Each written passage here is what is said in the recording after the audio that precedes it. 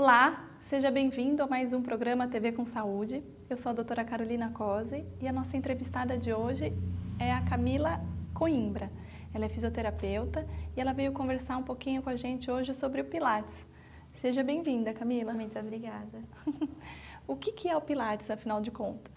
Então, o Pilates é um método de exercício físico e mental que ele trabalha bastante como objetivo o fortalecimento e o alongamento muscular. E ele tem alguns princípios, como a respiração, o controle e a fluidez dos movimentos, o que ajuda bastante a melhorar a consciência corporal, a postura, o equilíbrio e a coordenação daqueles que nos procuram. E o Pilates ele pode ser realizado em 4 equipamentos, 4 aparelhos, que a gente chama, né? E também pode ser realizado no solo. No solo, conta com o auxílio de alguns acessórios, como, por exemplo, a bola e também o elástico, aquela faixa elástica. Entendi. Como que surgiu o Pilates? O Pilates ele surgiu na década de 20 com um alemão chamado Joseph Pilates durante a Primeira Guerra Mundial, quando Joseph estava no campo de concentração e começou a cuidar dos pacientes que estavam internados lá. E ele usou bastante a resistência das molas dos colchões, por isso que hoje ainda são usadas as molas como resistência. O Pilates acaba sendo um exercício físico que trabalha o corpo todo, né? Sim. Vocês têm algum, assim, qual é o critério para indicar, quais são as indicações principais para o Pilates, as contraindicações? Como que vocês conseguem estabelecer uma conduta? Então, o Pilates, ele pode ser, ele na verdade não tem uma contraindicação. Então, como os exercícios são de baixo impacto e trabalham bastante a resistência através das molas e do próprio corpo, ele pode ser indicado para pessoas de diversas idades, como as crianças, idosos, jovens adultos, atletas que já fazem treinamento, pessoas sedentárias, até mesmo gestantes. E as contraindicações, como eu disse, não existem. Porém, a gente precisa tomar alguns cuidados, como nas crianças, por exemplo. Como crianças abaixo de 5 anos ainda não têm um conhecimento adequado, muitas vezes não entendem o que está sendo proposto para elas, a gente tem que tomar esse cuidado na hora de passar os exercícios e a criança tem que já ter um nível de concentração um pouquinho... É mais difícil, né? A criança com menos de 5 anos é difícil seguir, muito focar. Acaba que é capaz de se machucar até com os equipamentos, tudo, porque vai achar bonito, vai achar legal, né? Vai querer puxar, aquelas coisas. E mesmo a gestante, pode ser em qualquer período da gravidez, ou vocês acham que geralmente, para atividade física, o pessoal, o primeiro trimestre sempre fica meio... Como é que é no Pilates? Sim. Como é que funciona? É exatamente como outras atividades, né? A gente toma bastante cuidado, no primeiro trimestre a gente não indica, o indicado é fazer entre o 3º e o 7º mês da gestação. A partir do 7º, a gente evita fazer o Pilates por conta de um possível trabalho de parto prematuro. Fica lá se esticando inteira, Sim. Depois acaba estimulando demais, né? Entendi. Nós vamos para um breve intervalo, já voltamos com mais TV com Saúde.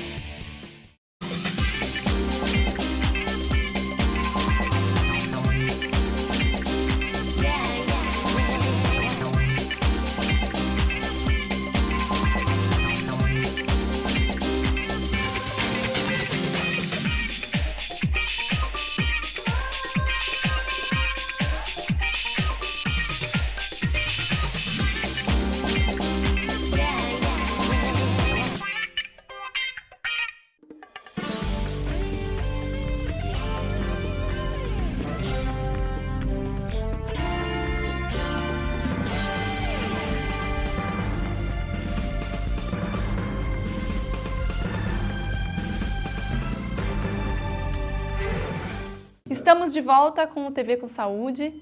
Para quem não estava acompanhando, a nossa convidada de hoje é a Camila Coimbra, fisioterapeuta, e a gente estava conversando um pouquinho sobre o Pilates.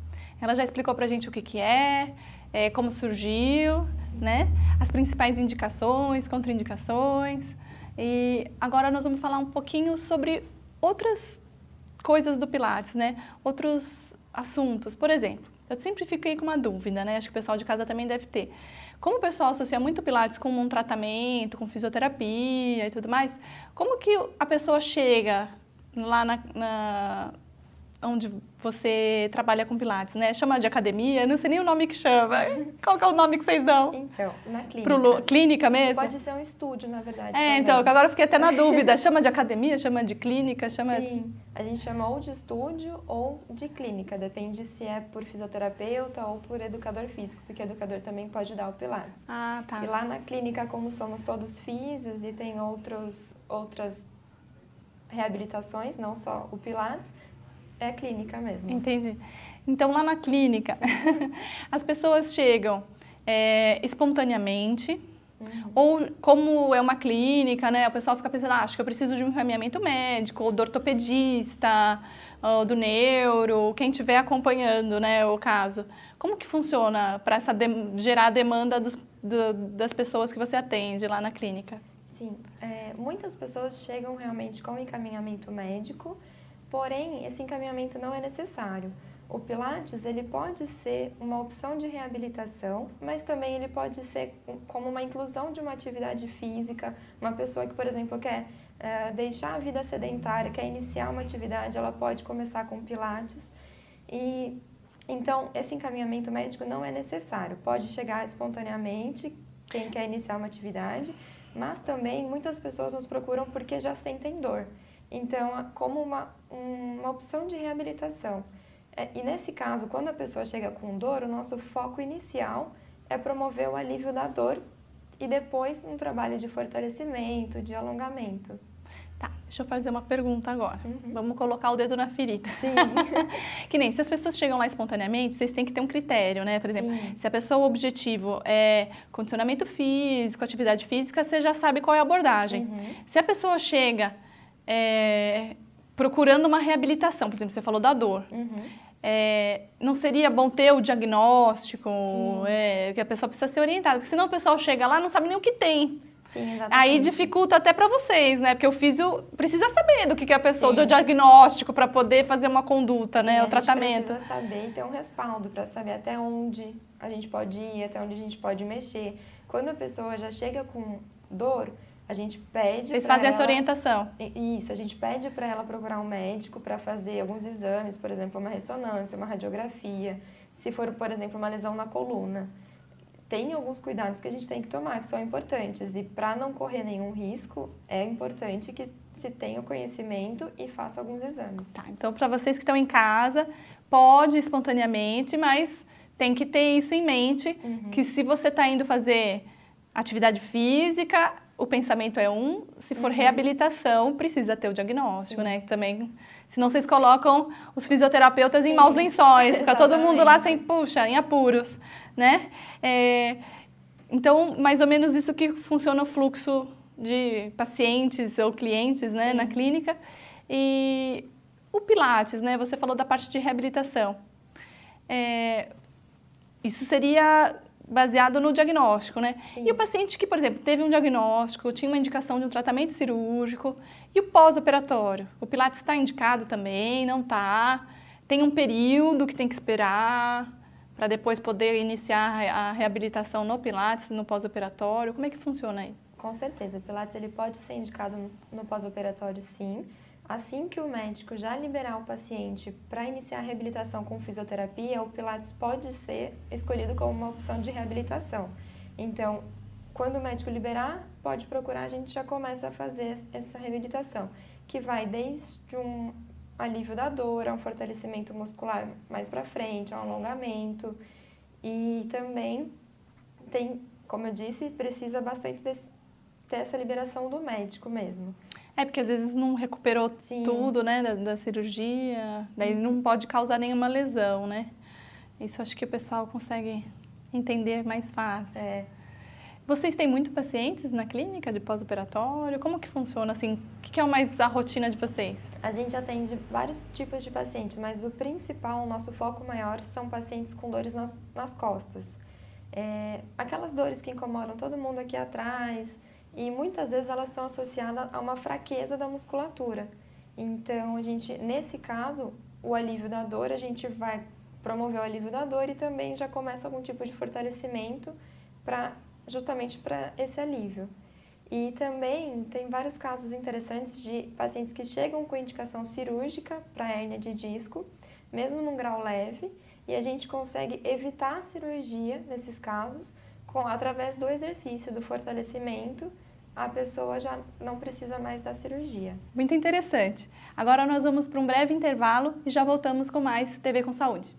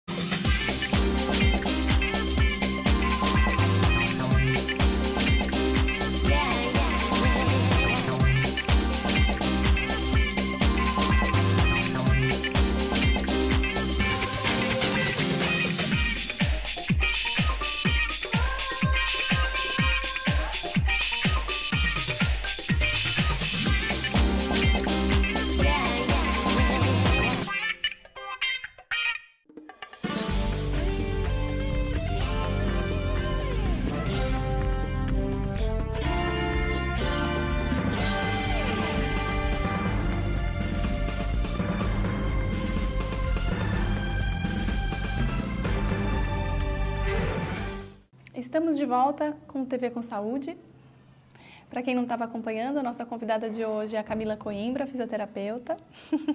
A gente estava tendo uma ótima conversa aqui sobre o Pilates, já tiramos várias dúvidas. Mas eu acho que alguma dúvida que o pessoal deve ter em casa é que hoje em dia tem vários estúdios de Pilates, o preço varia muito de um estúdio para outro ou de uma clínica para outra e as pessoas ficam com aquela dúvida, será que precisa ser individual a aula? Não? Quantas vezes por semana? Uma vez é suficiente? Porque tem lugar que oferece mesmo, né? Uma vez por semana, tem lugar que oferece 2. Então a gente nunca sabe o investimento nosso, será que precisa, será que não precisa? O que você consideraria, né, sendo fisioterapeuta e trabalhando nessa área, como se fosse assim o ideal? Claro que daí vai entrar, cada um faz o que pode, sim, mas o que você encararia como sendo o ideal para o exercício do Pilates? Para o Pilates, para a gente ter uma reabilitação adequada ou até mesmo um resultado adequado para aqueles que buscam como atividade física, o ideal seria de 2 a 3 vezes por semana, para se obter um bom resultado.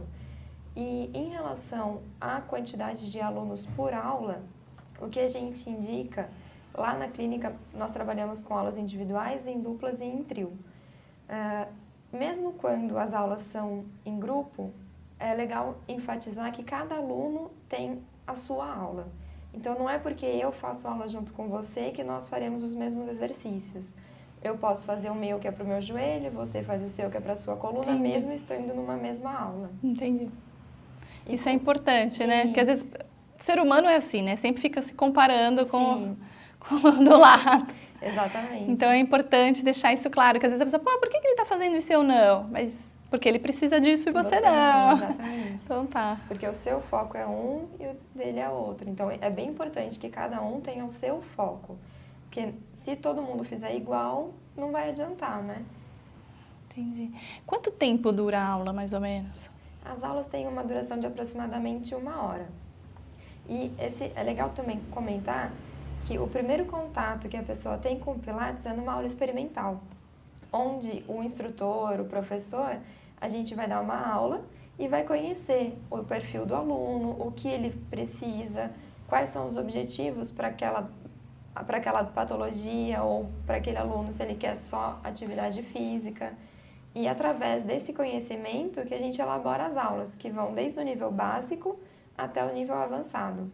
E conforme o aluno vai progredindo durante os exercícios, as aulas vão evoluindo de nível, até mesmo para ficar mais desafiador e mais interessante para o aluno.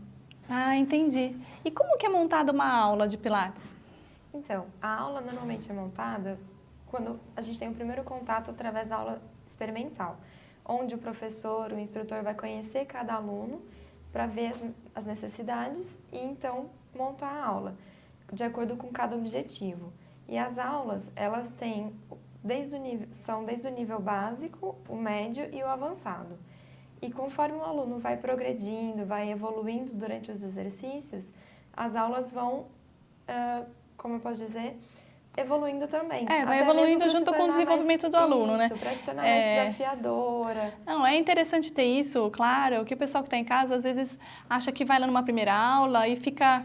E já vai ficar cria uma expectativa errada. Não, exato, a pessoa cria uma expectativa errada, né? Fala, nossa, eu fui lá e não fiz nada, mas, gente, aos poucos você vai, né? Senão você se machuca lá. Então, por isso que o fisioterapeuta não vai fazer nada que você não consiga fazer. Então, aos poucos você vai treinando e vai, conforme for conseguindo, vai para a próxima etapa, tipo videogame, né? Pulou de etapa.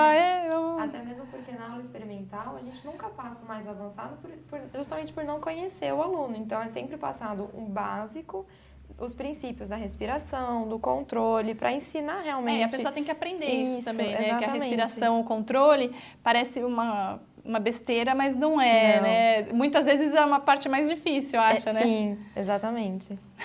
O pessoal ansioso, daí não faz a respiração certa na aula, né? É muito difícil encontrar alguém, logo na primeira aula, que já saiba respirar do jeito da aula, assim, que todo mundo respira, mas lógico. Não do jeito certo, do jeito para a aula, né? Entendi. Nós vamos para um rápido intervalo e já voltamos com mais TV com Saúde.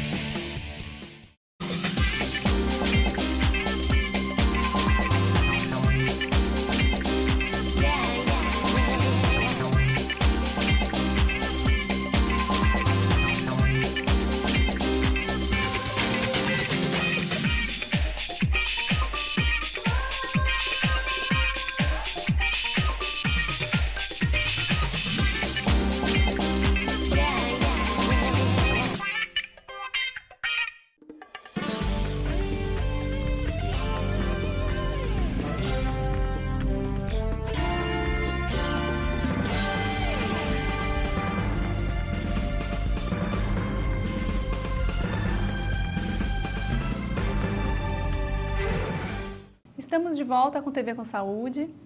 A nossa convidada de hoje é a Camila Coimbra, fisioterapeuta. O nosso bate-papo aqui foi sobre Pilates.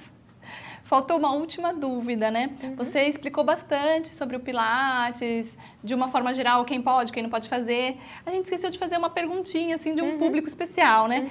E as pessoas com deficiência? Deficiência física, deficiência mental, deficiência visual, com algum tipo de deficiência. Vocês conseguem fazer o Pilates? Como que vocês acabam adaptando? Como que funciona?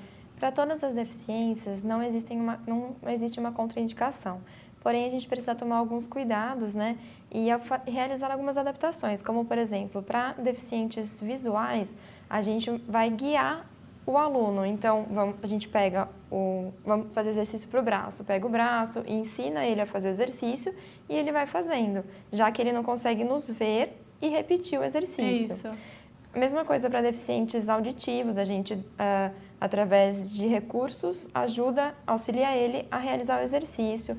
Pacientes com deficiência física, amputados, a gente consegue adaptar os exercícios, todos os aparelhos têm uma altura que é acessível para todos. É interessante que o deficiente físico, tipo amputado, né, o exemplo que você deu, ele, na verdade, eu acho que ajuda, né? Sim, com Porque certeza. você pode trabalhar o Pilates para fortalecer aquilo que ele consegue usar mais, né? Sim. Para ir adaptando, ele vai ficando mais funcional dentro da limitação dele, exatamente. Fica mais independente um pouco, né? Sim. E o único cuidado assim mais especial que a gente tem que ter é em relação aos pacientes com deficiência mental num grau mais avançado. Porque até mesmo para um cuidado para o paciente e para a gente mesmo, de às vezes eles não entenderem o que pode ser proposto, né? Mas tirando isso, para as deficiências, para as pessoas com deficiência não tem nenhuma contraindicação. Bacana. Agora, eu queria saber um pouquinho mais, né, de você. Não tanto do Pilates. A gente já ficou sabendo aqui, a Camila, ela é fisioterapeuta e se especializou em fisioterapia esportiva. Isso. Né? O que seria fisioterapia esportiva? Explica um pouquinho para o pessoal de casa, como que é feito esse trabalho. Então, a fisioterapia esportiva ela é voltada... Muita gente pensa, é só para atleta profissional. Não, não é. Aquelas pessoas que jogam futebol todo final de semana, durante a semana, são considerados atletas, porém de um nível amador. E a gente tem a reabilitação focada para esse público e também para os profissionais, e tem a prevenção de lesões. A gente atua com os exercícios, alguns exercícios de estabilização e até mesmo fortalecimento para prevenir de ter lesão. Então, o pessoal que é atleta de clube... de final de semana. De final de semana. Ou mesmo assim, vai 2, 3 vezes por semana no clube fazer algum esporte, Sim. né? Você fez a fisioesportiva para qualquer esporte? Tem mais algum específico? Então, lá eu fiz a minha pós na Unifesp, lá em São Paulo, e a gente atendia dentro de um centro de treinamento, um centro olímpico, lá de São Paulo. E eram diversas modalidades para atletas de categoria de base, então desde os 5 aos 18, 21 anos. E eram atletas de natação, judô, luta olímpica, futebol, handebol, diversas modalidades. E também, fora do Centro Olímpico, a gente atendia na Unifesp, que eram os atletas da escola de medicina, que daí já tinham pessoas mais velhas, os adultos, né? E até mesmo alguns professores que ainda frequentavam a escola. Além de fazer a fisioesportiva que você diz, né, para auxiliar, por exemplo, se o atleta se machucar, vocês têm a reabilitação também na fisioesportiva? Porque daí tem que mudar totalmente, porque daí não é para fortalecimento, não é para melhorar o rendimento, é outro objetivo, né? É outro objetivo, mas a gente atua também na reabilitação do atleta. Por exemplo, muito comum cirurgia de ligamento cruzado anterior do joelho. Atleta lá de futebol, por exemplo, que é o que mais acontece, fez a cirurgia, a gente tem todo um trabalho antes da cirurgia para preparar aquela musculatura, ensinar o paciente como é que ele vai andar, quando ele vai voltar para a físio, como ele vai voltar, porque muitas vezes eles não sabem que vai perder força, que vai perder músculo, que vai ficar inchado. Então, a gente prepara bastante esse paciente, porque quanto mais exercício você fizer antes da cirurgia, melhor vai ser a sua recuperação. Entendi. Então, tem um trabalho pré e pós-operatório. Pós-operatório. Exatamente. Bacana. Olha, eu estou muito contente de você ter vindo no nosso programa hoje, foi muito legal. Acho que o pessoal de casa também deve ter gostado muito do programa, né? Eu espero que, se a gente convidar você novamente, você venha. Com certeza. E hoje a gente encerra aqui o nosso TV com Saúde, com a Camila Coimbra, fisioterapeuta. Muito obrigada. Muito obrigada.